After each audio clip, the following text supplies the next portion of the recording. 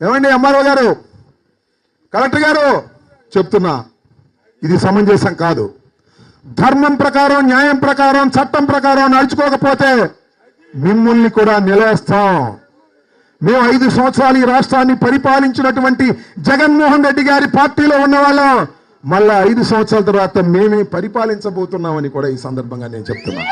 మీ అందరికీ చెప్తున్నా, గోడౌన్ మీద దాడులు చేస్తారు, ఆఫీసుల మీద దాడులు చేస్తారు, ఇళ్ల మీద దాడులు చేస్తారు.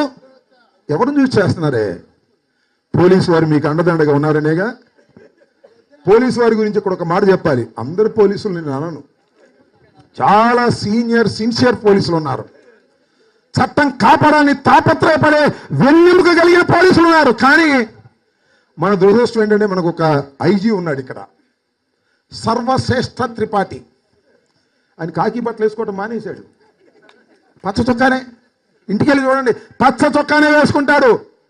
Sarvashreshtha Tripathi IPS officer.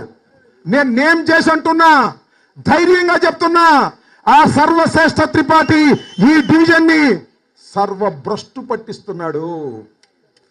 లోకేష్ ఏం చెప్తే అదే, పెమ్మసాని ఏం చెప్తే అదే.